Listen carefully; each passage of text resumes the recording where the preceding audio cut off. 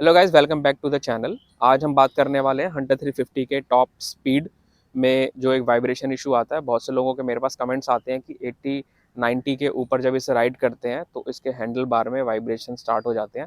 आज उसके बारे में हम इस वीडियो में जानेंगे, इसके ये वाइब्रेशन क्यों आता है और हम इसको कैसे सॉल्व कर सकते हैं। ये सारी चीज़ें हम इस वीडियो में कवर करने वाले हैं, तो आप एंड तक बने रहिए। हंटर 350 एक शॉर्ट व्हील बेस बाइक है। इसका जो व्हील बेस है वो मीटियोर और क्लासिक से छोटा होता है, तो जिसकी वजह से नेचुरली जो इसमें स्टेबिलिटी है वो थोड़ी सी कम हो जाती है। सो जब इसको 80 और 90 के ऊपर राइड करते हैं तो हैंडल बार में वाइब्रेशन और फुट पैग में बजिंग फील होती है और कभी कभार माइल्ड वॉबल भी होता है। इसका हैंडल ये नॉर्मल है बट कंट्रोलेबल है, आप इसे कंट्रोल कर सकते हैं। सो ये प्रॉब्लम आती क्यों है, why vibration happening in Hunter 350।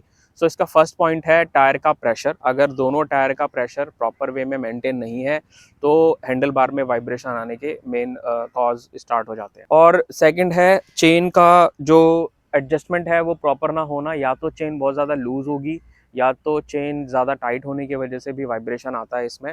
And third जो है, इसका हैंडल बार का जो ज्योमेट्री है वो चेचिस के साथ परफेक्ट होना चाहिए। जब आप हैंडल बार राइजर लगा लेते हो तो इसकी ज्योमेट्री थोड़ी सी बिगड़ जाती है, सो उसको भी ध्यान रखना ज़रूरी है, जिसकी वजह से ये वाइब्रेशन आ सकते हैं। सो अब इसके रियल फिक्स के बारे में जान लेते हैं कि इन प्रॉब्लम को हम कैसे फिक्स कर सकते हैं। ठीक है, सो फर्स्ट है इसका टायर का प्रेशर, वो आपको मेंटेन करके रखना है।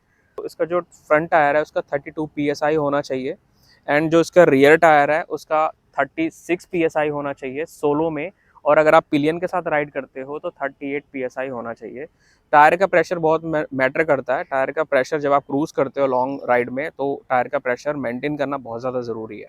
सेकंड है इसका चेन क्लीन, वो आपको ध्यान रखना पड़ेगा। हर 500 से 700 किलोमीटर कंप्लीट होने के बाद चेन को प्रॉपर क्लीन करना है और ल्यूब करना है। उससे आपकी 40% जो वाइब्रेशन के चांसेस है वो कम हो जाते हैं। Third is handle bar riser. जैसे कि मैंने आपको बताया, हैंडल बार राइज़र लगाने से जो इसके जो ज्योमेट्री है बाइक की चेचिस के साथ वो बिगड़ जाती है।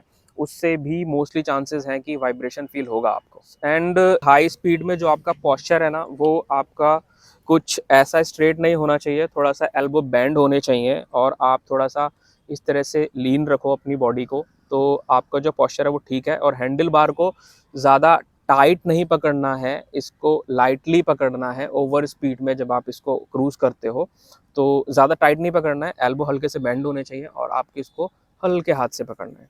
ठीक है, इतना भी हल्का नहीं कि छूट जाए, बट इतना है कि इतना टाइट भी नहीं कि आपको पेन हो जाए हाथ में। एक मेन चीज़ ये भी होती है कि जो टायर है ना वो ज़्यादा पुराने नहीं होने चाहिए। जब आप ज़्यादा लॉन्ग राइड करते हो तो आपको ये ध्यान रखना पड़ेगा कि टायर ज़्यादा पुराने नहीं होने चाहिए। टाइम टू टाइम सर्विस कराओ और एक्सपर्ट से ये जानो कि टायर अगर पुराने हो गए हैं तो आप इसे चेंज करवा लो। एंड जो लास्ट वन इज़, इस बाइक को ना 100 से ऊपर ज़्यादा पुश मत करो क्रूज़ करते वक्त। बिकॉज जैसा मैंने आपको बताया इसके व्हील बेस ना बहुत छोटे हैं, क्लासिक और मीटियोर के कंपैरिजन में छोटे हैं। तो अगर आप इसको ज़्यादा समय तक 100 से ऊपर क्रूज़ करोगे तो वाइब्रेशन आएगी इसमें। इसका जो एक बेटर स्पीड है वो है 75 टू 85, इसके बीच ज़्यादा से ज़्यादा 90 पे अगर आप इसे राइड करोगे तो आपको वाइब्रेशन फील नहीं होगी। मैं पर्सनली खुद इसको 80 टू 90 के बीच में ही राइड करता हूँ क्रूज़ करते वक्त, और वो स्पीड ठीक भी है। ये कोई स्पोर्ट्स बाइक नहीं है कि आप इसको 100 से ऊपर भगाओ। ठीक है, ये काफ़ी इसका वेट हैवी है, तो आप इसको इतने में ही राइड करो तो ज़्यादा बेटर और आपको वाइब्रेशन भी फील नहीं होगी। ओके, सो अब मैं मेरा पर्सनल एक्सपीरियंस के बारे में बात करता हूँ। मैं इस बाइक को पिछले 3-4 महीने से राइड कर रहा हूँ। 2000 से ज़्यादा किलोमीटर मैं कंप्लीट कर चुका हूँ। तो मैं अपना पर्सनली बताऊँ, जब मैं इसको 90 के ऊपर लेके गया तब मुझे इसमें वाइब्रेशन फील हुई थी। ठीक है, 95 तक भी ठीक था, बट उसके ऊपर जब मैं 100-110 पे लेकर गया तो थोड़ी सी मुझे इस पर वाइब्रेशन फील हुई थी। ठीक है, सो मैंने फर्स्ट सर्विस में इसको बताया भी, तो उन्होंने इसकी चेन वेन थोड़ी सी प्रॉपर ठीक ठाक की है।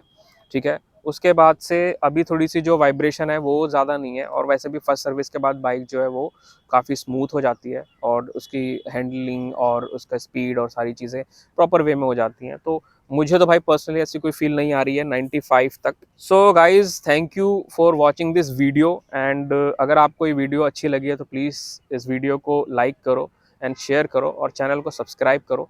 काफ़ी टाइम से वीडियोज़ नहीं आ रही थी, काफ़ी मैं ब्रेक पे था कहीं कुछ अर्जेंट काम से। सो अब वीडियोज़ आएंगी आपके पास, और मुझे जहाँ तक पता है कि लोगों को बहुत सारी वीडियोज़ चाहिए इनकी इन प्रॉब्लम्स के ऊपर, तो हम हमारे चैनल पर ये सीरीज़ कंटिन्यू कर रहे हैं और इसके बारे में हम ऐसी वीडियोस लेकर आएंगे। और आपको अगर कोई इशू फील होता है तो आप नीचे कमेंट करो, हम उस पर ज़रूर वीडियो बनाएंगे। प्लस में राइड्स वो भी हम स्टार्ट करने वाले हैं। अभी स्टार्ट होंगी, कुछ राइड्स आने वाली हैं, तो वो भी आपको इस चैनल पर मिलेंगी और इसके बारे में भी मिलेंगी, इसकी प्रॉब्लम्स के बारे में मिलेंगी, इसके हैक्स एंड इसके टिप्स के बारे में मिलेंगे। जो भी आपको प्रॉब्लम है सब आप इसमें बताओ। सो थैंक यू, आप चैनल पर बने रहो एंड सब्सक्राइब करो।